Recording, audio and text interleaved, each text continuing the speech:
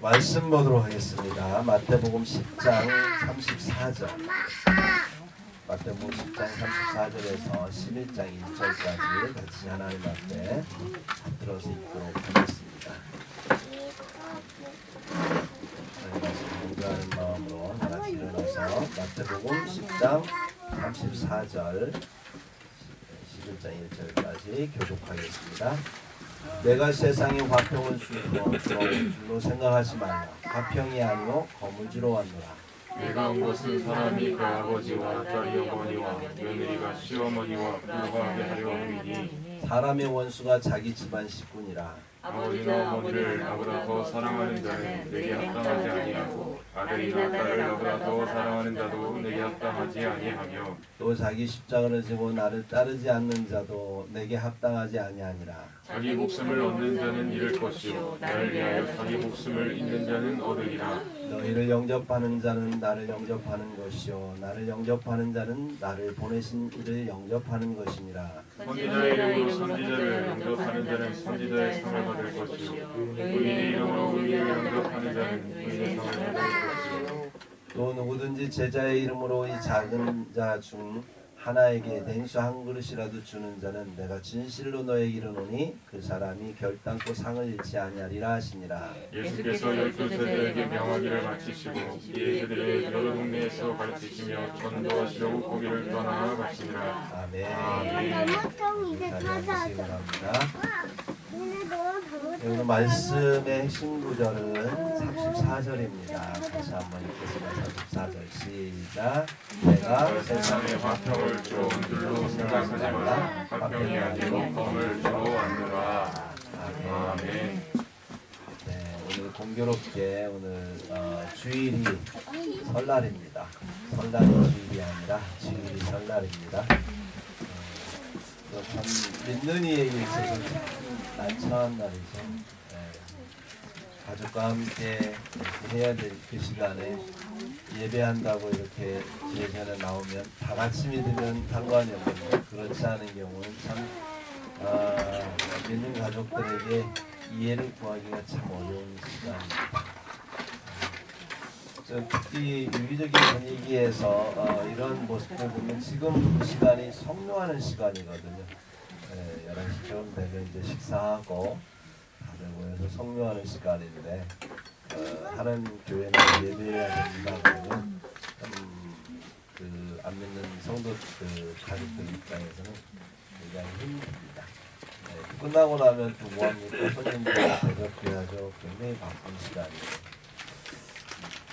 그래서 믿음의 결단 없이는 정말 이렇게 식구들에게 그런 어려움을 당할 생각을 하지 않으면 교회 예배 드리러 나온다는 게 쉽지 않은 거라는 것을 압니다. 오늘 그런 면에서 오늘 말씀이 이런 여러분의 믿음을 설명하는 그런 말씀이 아닌가 이런 생각을 해봅니다. 뭐 의도한 말씀은 아니에요. 오늘 명절이니까 이 말씀 전해야 되겠다. 의도한 건 아니고 여러분 아시는 것처럼 그냥 순서가 돼서 전하는 겁니다. 근데 이제 말씀이 오늘 본문의 말씀이 서로가 겹치다 보니까 굉장히 참 조심스럽게 말씀을 드려야 되지 않을까 이런 생각을 하면서 의도된 말씀이 아니기 때문에 여러분 순전한 말씀을 하나님 말씀을 들으시면 은혜가 될 줄 믿습니다. 성경에는 예수님이 오신 목적에 대해서 여러 가지로 이렇게 말씀하는데 여러 가지 말씀하셨지만 한 말씀이죠. 예수님이 오신 목적 요한복음 10장 10절에 보면 내가 온 것은 양으로 생명을 얻게 하고 더 풍성히 얻게 하려 함이라 그랬습니다. 그래서 우리가 생명을 얻게 하는 것, 나아가 더 풍성히 얻게 하는 것이 예수님 오신 목적입니다. 요한복음 12장 47절에 보면 내가 온 것은 세상을 심판하려 함이 아니요 세상을 구원하려 함이니라 이렇게 말씀하고 있습니다. 주님이 오신 목적은 세상을 구원하기 위해서 오셨던 것 맞습니다. 그래서 성도는 예수님 말씀하신 이 구원의 개념을 정확히 이해를 해야 됩니다. 그래야 오늘 본문의 말씀을 이해할 수 있지.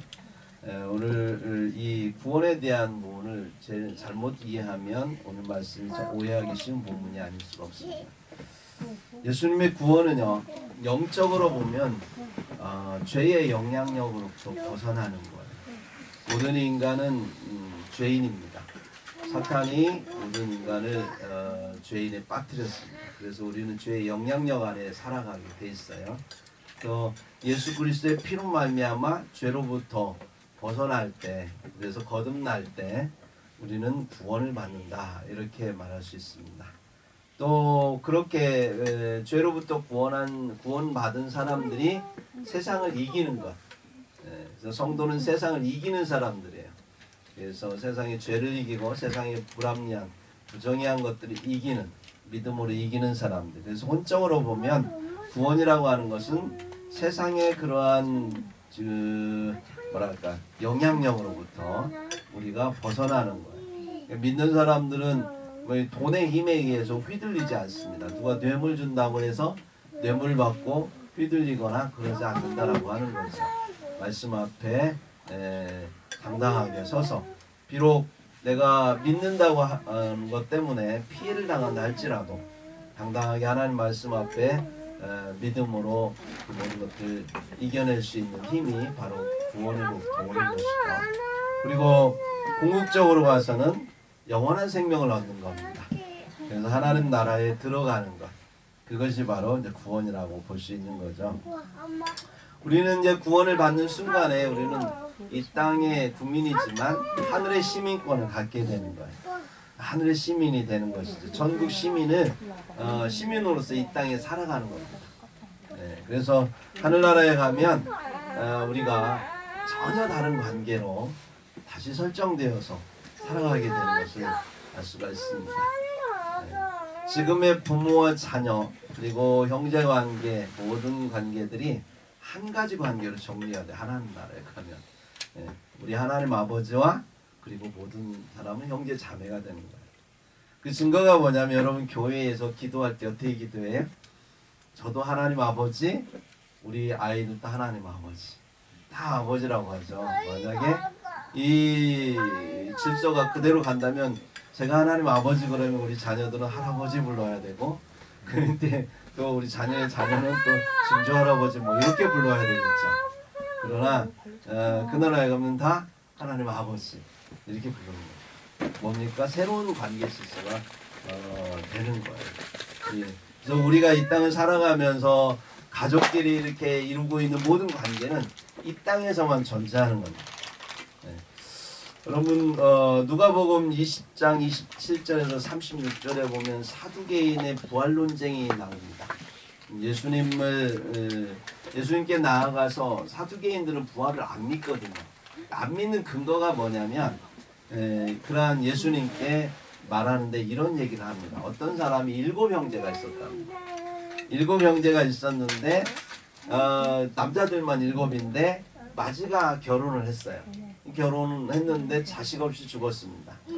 그래서 이 가문을 계속해서 이어나가기 위해서는 동생이 그 형수를 취해야 돼요. 그래서 형수 취수법이라고 그래가지고 형수를 취해서 가문을 이어나가게 돼 있어요. 둘째가 결혼했는데 둘째가 또 자식 없이 죽었어요. 셋째도 그렇게 되고 넷째도 그렇게 되고 7째까지 자식 없이 죽었답니다. 특정이죠. 그리고 나서 다 죽었어요. 그리고 부활했는데, 만약에 부활이 있다면 부활했을 때 이 부인은 누구의 부인이 되는 겁니까? 라고 예수님께 여쭤봤습니다.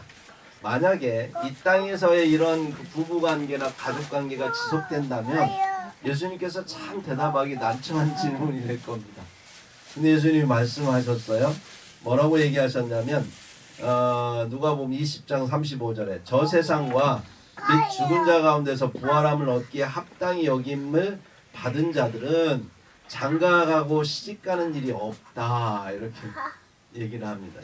그러니까 지금 이 땅에서 우리가 인류가 계속해서 생육하고 번성하게 땅에 충만하기 위해서 결혼과 제도라고 하는 것이 있는데, 그 나라에 가면 더 이상 생육하고 번성할 필요가 없는 거예요. 그래서 결혼 제도가 필요가 없는 거예요.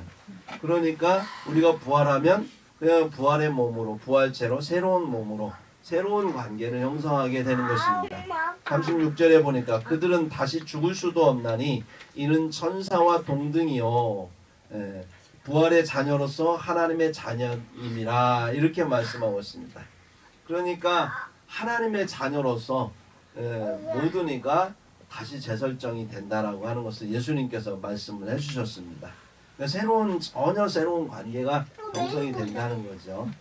물론 그렇다고 해서 모르는 관계는 아니고 서로 알겠지만 지상에서 있었던 관계는 알겠지만 그러나 그 관계가 영원히 지속되지는 않는다라고 하는 것을 우리는 알아야 됩니다. 그렇다고 해서 이 지상에 우리가 부모 관계, 형제 관계, 가족 관계 이루는 게 뭐 필요 없다는 얘기가 아니에요. 주님께서는 이 땅을 창조하실 때부터 가족이라는 걸 굉장히 중요하게 여기셨고 그래서 가족을 통해서 생육하고 번성의 땅에 충만하고 가족을 통해서 하나님의 법을 이어가셨어요. 가족이란 굉장히 중요합니다. 그래서 가족 관계에서 하나님께서 굉장히 중요하게 여기셨기 때문에 신명기 5장 16절에도 보면 너는 내 하나님 여호와께서 명령한 대로 내 부모를 공경하라. 이 땅에 살아가면서 부모를 공경해야 됩니다. 그러면 내 하나님 여호와가 내게 준 땅에서 내 생명이 길고 복을 누리리라. 그러니까 가족 관계를 존중해주고 그러한 수직적인 관계, 수평적인 관계를 존중해주는 거예요. 그 중에서 가장 중요한 게 부모를 공경하는 겁니다. 얼마나 우리가 공경하는 것을 잘 못하는지 10계명에 인간을 향한 계명 중에 제일 최고의 계명이 내 부모를 공경하라잖아요. 네. 그만큼 부모 공경이 굉장히 중요해요. 왜냐하면 부모를 공경함으로써 하나님을 공경하는 법을 배우기 때문에 그렇습니다. 하나님은 우리의 영적인 아버지입니다. 영원한 부모님이십니다. 그 하나님을 섬기는 법을 이 땅에서 부모를 공경하는 법을 배우는 거예요. 이 땅에서 부모를 업신여기고 부모를 우리가 학대하거나 그러면 하나님은 가장 싫어하세요. 그런 자를 복을 주지 않습니다. 분명히 하나님은 언약으로 말씀하셨어요. 내 부모를 공경하는 자에게 내가 준 땅에서 장수하고 또 복을 받는다 이렇게 말씀했습니다. 그러면서 여러분 설을 보내면서 우리가 세배를 할 때 우리 요즘에는 참 아이들이 세배한다 그러면 돈을 얼마나 줄까 뭐 이런 생각도 하지 마시고 정말 부모를 공경하는 마음으로 세배를 해야 되는 것이죠. 네, 그래서 이러한 시간에 하나님 앞에 교회가 오히려 설이라고 하는 걸 통해서 가족이 함께 모여서 서로 축복하고 덕담을 나누고 함께 하나님의 그 법을 세워가는 것 굉장히 중요하다고 볼 수 있습니다. 오늘 본문의 말씀을 보면 구원의 관점에서 예수님은 말씀하신 거예요. 이 세상살이 관점으로 보지 않았습니다. 세상살이 관점으로 보면 주님 지금 말씀하신 이것은 굉장히 비윤리적이고 비상식적인 얘기입니다. 그러나 구원의 관점으로 우리가 봐야 오늘의 말씀을 이해할 수가 있는 거죠. 우리 주님께서는 이 세상의 관점으로 말씀하실 때에는 우리가 부모에게 효도하는 걸 원하고요. 형제간에 우애하는 것을 주님은 원하세요. 가족 구성 간에 서로 화목하기를 원하시고 그렇지만 주님은 구원의 관점으로 이렇게 우리에게 말씀하실 때 구원하러 오신 주님께서는 우리를 죄에서 구원해서 세상을 이기는 믿음을 가지고 하나님 나라에 우리를 영원히 드리기 위해서 주님이 이 땅에 오셨다고 하는 것입니다. 그래서 제자들을 세워서 보내시면서도 천국 복음의 관점에서 천국 복음을 이제 전하기 위해서 그런 관점에서 말씀하시는 거예요. 그런 관점으로 보면 34절에 보니까 내가 세상에 화평을 주러 온 줄로 생각하지 말라. 화평이 아니오 검을 주러 왔노라 라고 말씀하실 수밖에 없었던 거예요. 35절에 내가 온 것은 사람이 그 아버지와 딸이 어머니와 며느리가 시어머니와 불화하게 하려 함이니 사람의 원수가 자기 집안 식구니라. 참 굉장히 무서운 말씀이죠. 오해하기 굉장히 쉬운 말씀입니다. 그렇지만 이 말씀을 잘 우리가 구원의 관점에서 본다면 우리가 예수님께서 왜 이런 말씀하셨는지 우리가 이해할 수 있는 것이죠. 이 말씀 때문에 사실은 기독교가 굉장히 힘들었습니다. 왜냐하면 복음을 전하고 또 선교사님들이 와서 말씀을 전하다 보면 이 말씀이 안 믿는 사람들에게 들려지게 될 거 아니에요. 그러면 기독교가 어떻게 저런 말을 할 수 있을까? 예수님이 어떻게 저런 말을 할 수 있을까? 기독교 믿었다 하는 큰일 나겠구나. 우리 가정 깨지겠구나. 이런 생각을 할 수 있기 때문에 선교 초창기에 이 말씀의 오해 때문에 많은 믿는 사람들이 오해를 받고 어려움을 당하고 심지어 죽임을 당하는 일들까지 있었다라고 하는 것이죠. 네. 그리고 성도들 가운데도 이 말씀을 잘 이해를 못하면 시험에 들기 일수고 넘어지기 일수였던 것을 우리가 알 수 있습니다. 구원의 관점에서 볼 때 세상은 지금 공중 권세 잡은 자들은 사탄의 권세 아래에 있는 겁니다. 사탄의 권세 아래에 있기 때문에 모든 사람들은 이러한 죄의 영향력 안에 살아가고 있습니다. 그래서 모든 사람들은 그러한 죄를 범했기 때문에 하나님의 심판에 이를 수밖에 없는 거예요. 하나님은 그러한 사람들을 구원하시기 위해서 예수 그리스도로 이 땅에 오셨고 예수 그리스도를 개인적으로 개별적으로 개인적으로 만나서 그와 함께 관계를 맺으십니다. 그래서 개별적으로 하나님 안에서 예수 그리스도를 영접한 사람은 구원을 받는 거죠. 그런데 그러다 보면 가족 가운데 이런 안 믿는 사람들이 생길 수가 있잖아요. 네. 그렇게 되다 보니까 예수 믿는 사람과 안 믿는 사람 사이에 불화가 생길 수밖에 없는 거예요. 특별히 명절 때 같은 경우는 불화 생기기가 참 쉽죠. 왜냐하면 우리 믿는 사람들 입장에서는 명절보다도 조상보다도 더 위대하신 하나님을 섬겨야 되니까 하나님께 예배하는 것은 그게 당연한 것이니까. 왜냐하면 우리는 그분을 창조주로 믿고 있고 그분을 구원자로 믿고 있기 때문에 그 어느 누구보다도 우리가 그분이 기념하게 한 이 안식일, 이 주일을 지켜야 되는 건 목숨과 같이 지켜야 될 의무를 우리는 갖고 있기 때문에 그래서 주님 앞에 나오는 건 당연하다고 생각하지만 안 믿는 사람들 입장에서 어때요? 네. 하나님을 그러한 나의 구주 나의 하나님을 인정하지 않기 때문에 어떻게 되겠습니까? 이런 모습들이 이해가 안 가는 거죠. 그래서 결국은 복음을 듣게 되면 평안했던 어떻게 보면 서로 간에 하나님을 안 믿었던 가족들이 안 믿기 때문에 서로 마음이 하나가 될 수 있었다가 오히려 믿는 것 때문에 이제 서로 간에 분란이 일어나고 이런 모습을 볼 수 있습니다. 그걸로 인해서 그러니까 주님은 검을 주러 왔다는 거예요. 화평을 주러 온 게 아니라 검을 주러 왔다. 어떤 면은 굉장히 좀 무서운 말씀이기도 한데 그런 과정이 왜 필요할까요?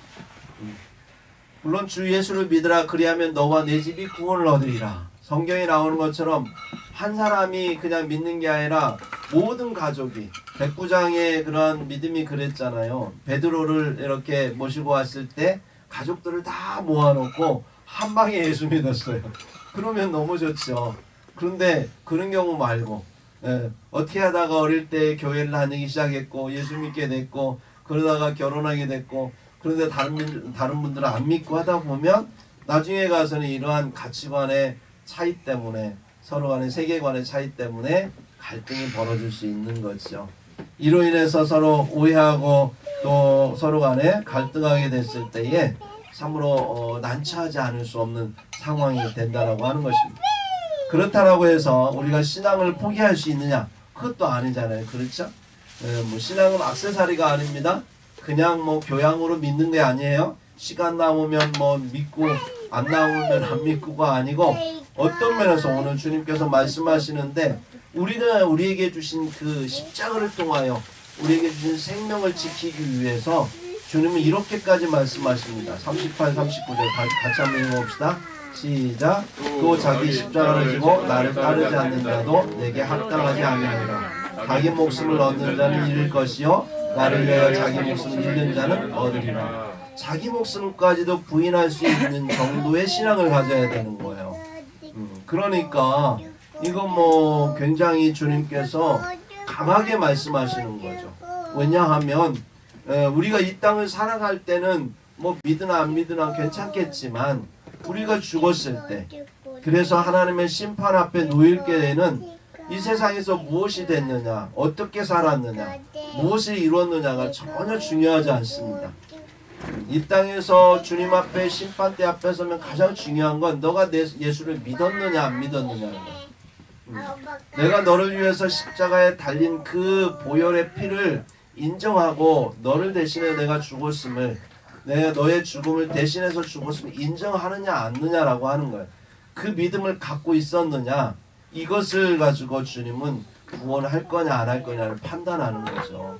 그래서 영원히 지옥에 가기도 하고 영원히 천국에 가기도 하는 거예요. 예수님은 볼 때 이 세상의 삶이 그렇게 중요하지 않습니다. 정말 진짜 중요한 삶은 영원한 천국에서의 삶이기 때문에 그 선물을 우리에게 주시기 위해서는 이 땅에서 우리를 구원해야 되는데, 한꺼번에 구원하면 좋겠는데 그게 안 된다면 하나하나 개별적으로 구원하다 보면 결국 그 한 사람 때문에 이제 서로의 갈등이 생기고, 그렇게 되면서 가정 내에 불화가 생길 수밖에 없는 상황이 되는 거예요. 자칫하면 미래에 하나님께서 주신 그러한 그 천국에 대한 소망이 약해지다 보면 타협하게 되고, 타협하다 보면 신앙에서 멀어지게 되고, 그러다 보면 오히려 안 믿는 사람들에 맞추다 보면 자기 신앙을 잃어버리게 돼서 그나마 내가 구원받을 수 있는 영역까지도 빼앗길 수 있잖아요. 결국은 그 가정이 그 한 사람의 구원으로 인하여 조금 처음에는 갈등이 있고 서로 간에 또 여러 가지 불화가 있지만 좀 더 참고 인내하며 헌신하다 보면 그 한 사람 때문에 두 사람이 세 사람이 되고 하다 보면 온 가족이 하나가 되면 그때 가서는 서로 화목할 수 있지 않습니까? 근데 그 과정 속에서는 불화가 이루어질 수밖에 없는 거죠. 이 과정을 주님께서는 말씀하고 있다라고 하는 사실입니다. 사랑하는 성도 여러분, 우리가 살아가면서 우리가 화목해야 되는 거 맞습니다. 할 수만 있거든 모든 사람과 화목해야 됩니다. 그러나 화목의 목적이 무엇일까요? 우리가 서로의 모든 사람이 구원을 얻어서 하나님 나라에 들어가는 거예요. 이 땅이 전부가 아닙니다. 우리는 항상 마음속에 그 에덴 동산에 대한 그리움이 있지 않아요? 사람들의 마음속에는 유토피아에 대한 환상을 가지고 있습니다. 정말 풍요로운 세상에 살고 싶다. 그러지 않아요? 정말 건강하게 늙지 않는 세상에서 살고 싶다. 이런 생각 들지요. 정말로 뭐든지 내가 하고 싶은 거 다 할 수 있는 세상, 누구의 어떤 권력에 눌리지 않고 자유하며 살 수 있는 세상, 그런 세상에 살고 싶다. 나도 좀 때로는 보석으로 좀 이렇게 치장도 하고 싶고 뭐 빛나게 살고 싶고 그런 마음 누구에게나 갖고 있지 않습니까? 근데 이 땅에 살아가는 동안 그게 다 허락지 않는다는 거예요. 문제는 어떤 사람은 그렇게 살아갈 자유를 가진 소수의 초부자들이 있는가 하면, 어떤 사람은 오늘 하루를 살기 위해서 근근히 살아가는 정말로 불평등한 불공정한 어떤 사회 모습 속에서 우리는 살아가고 있어요. 이 땅이 전부라면 참 불행하지만 하나님은요, 이 땅에서 그런 관계들을 통해서 하나님의 형상을 우리에게 갖게 하고 그 나라에 대한 소망을 갖게 하고, 결국 그 나라에 가면 그 이 땅에서 그렇게 귀하게 여겼던 건 아무것도 아니에요. 여러분 뭐 금반지 보면서 반짝반짝하면 되게 차고 싶잖아요. 여러 가지 보석들 보면 막 달고 싶고 그런 마음이 있지만 그 나라에 가면 흔한 게 보석이고 흔한 게 금이고 금으로 그냥 길이 깔려 있다고 하니까 이런 나라를 상상하는데, 이런 나라가 없느냐? 주님께서는 그 나라에 우리를 들이시겠다고 이 땅에 오신 겁니다. 그래서 우리에게 큰 선물을 주시려고 하는 거예요. 모든 이가 그렇게 구원받아서 그 나라의 영원한 나라에서, 그 아름답고 찬란한 나라에서 모두가 행복하게 주님과 함께 살기를 원하시는 것이 하나님의 뜻이죠. 이 땅에서 그냥 살기를 원한다면 굳이 가족 간에 불화시킬 필요가 없지 않습니까? 서로가 예수 믿는다고 안 믿는다고 서로 간에 갈등하고, 그래서 뭐 주님 앞에 이 시간에 나가서 예배해야 되는데 뭐 예배 안 하면 안 된다고 하고 뭐 이럴 이유가 없지요. 그러나 주님께서는 무엇보다도 중요한 건 우리를 구원시켜서 하나님 나라에 이르게 하시기 위해서는 주님은 이렇게 말씀하신 거예요. 그래서 이 말씀을 읽으면서 주님의 진정한 마음의 의도를 이해하고 공감하셔야 돼요. 오히려 주님은 마음 아파하시면서 이 말씀 하시는 거예요. 정말 우리가 가족이 서로 간에 그런 시어머니와 며느리가 또 그 딸이 어머니와 아버지와 그 가족들이 모두가 화목하기를 원하는 겁니다. 예수님으로 인하여 오히려 가족이 하나가 되기를 원합니다. 그런데 문제는 뭐예요? 사람의 원수가 자기 집안 식구니라. 말이 되냐고요. 그런 말씀을 하시는 예수님의 마음이 얼마나 아프겠어요. 예수 믿는 것 때문에 안 믿는다고 하는 사람들과 함께 서로 간에 원수지간으로 산다는 것 굉장히 무서운 일이고 싫은 일입니다. 그러나 이런 말씀을 하셨던 이유는 그만큼 하나님의 복음이 중요하다는 겁니다. 그만큼 그 나라가 중요하기 때문에 그러한 과정, 그러한 갈등의 과정들을 극복해 가야 되고 그것을 이겨내서 모든 가족이 구원에 이르도록 우리는 해야 된다라고 하는 것이지요. 네. 이 제자들 지금 복음을 전하러 가는 과정 속에 있습니다. 주님께서 제자들을 따로 세워서 사도로 만들었어요. 그래서 정말 주님께서 귀한 복음을 주셨습니다. 그 복음을 들고 가는 사도들에게 가족들은 굉장히 중요한 사람들이에요. 예수님의 12제자들은 가장들이었습니다. 그러니까 그 가장들이 예수님만 따라다니고 예수님의 복음을 전하기 위해서 오늘날로 말하면 목회자의 길에 들어서 버린 거예요. 나머지 가족들은 힘들겠죠. 그만큼. 그걸 돌아보고 하면 얼마나 마음이 아프겠어요. 그러나 예수님의 십자가 복음을 들고 나아가는 데 있어서 자기 목숨까지도 내려놓아야 될 만큼 복음은 그렇게 소중하기 때문에 주님께서 말씀하시는 겁니다.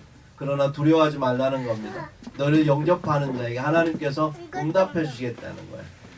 40절에 보면 너희를 영접하는 자는 바로 나를 영접하는 거다. 예수님을 영접하는 것으로. 왜냐하면 그 사람들에게 나아가는 이 사도들은 사도의 자격으로 나아가는 사도 개인의 자격이 아닙니다. 예수님께서 보내신 자의 자격인 거예요. 그래서 그들을 영접하는 것은 바로 예수님을 영접하는 거고 예수님을 영접하는 자는 예수님을 보내신 하나님을 영접하는 거다. 이렇게 인지하신다라고 하는 것입니다. 그래서 정말 귀하게 여기는 만큼 선지자처럼 여겨서 받아들이면 선지자의 상을 받을 것이고 선지자까지 하지 않아도 참 저 사람들은 의인이다 이렇게 여기고 의인으로서 그렇게 대접하는 사람들 의인의 상을 하나님이 주실 것이고 제자로서 이렇게 생각하고 예수님의 제자가 오셨구나 라고 생각하고 물 한 그릇이라고 이렇게 주는 자에게는 그것에 대한 상을 결단코 잃지 않을 것이다. 주님께서 주시겠다라고 말씀하시는 겁니다. 여러분들이 가족 가운데 살아가면서 친족 가운데 이러한 예수 믿는 것 때문에 우리가 서로 힘들 수 있고 오해와 갈등 속에서 우리가 이러한 명절 속에 참 어려운 가운데 있을 수도 있습니다. 그러나 우리는 기억해야 됩니다. 이 복음이 그냥 복음이 아니라 예수님께서 얼마나 이 복음을 우리에게 주셔서 하나님 나라에 우리의 구원하시기 위해서 주님이 당신의 목숨을 내놓을 정도로 그 구원이 귀하기 때문에 우리를 통해 우리를 세우셔서 먼저 믿게 하시고 이를 통하여서 우리 가족에게 나아가서 그들에게 복음을 전하게 하고 그들로 하여금 구원하게 하기 위해서 주님은 우리에게 이 말씀을 주신다라고 하는 거예요. 그리고 우리가 그들에게 나아가서 전하고 우리가 핍박 가운데에서도 우리가 전하는 가운데 하나님께서는 반드시 함께 하시고 그러한 하나님의 역사를 통해서 우리에게 보응해 주신다라고 하는 것을 오늘 말씀을 통해서 우리에게 허락하고 있음을 볼 수 있습니다. 여러분 가족이 원수지만 그 원수에 대해서 뭐라고 주님은 말씀하셨냐면 누가복음 6장 35절에 오직 너희는 원수를 사랑하고 선대하며 아무것도 바라지 말고 구워주라 이렇게 말씀하고 있어요. 집안 식구가 원수지만 그러나 원수를 향해서 어떻게 하래요? 사랑하고 선대하랍니다.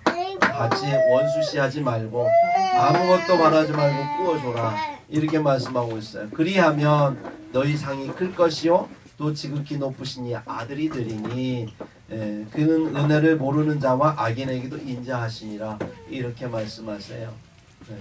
고린도전서 7장 14절에 보면 믿지 아니하는 남편이 아내로 말미암아 거룩하게 되고 믿지 아니하는 아내가 남편으로 말미암아 거룩하게 되나니 그렇지 아니하면 너희 자녀를 깨끗하지 못하리라.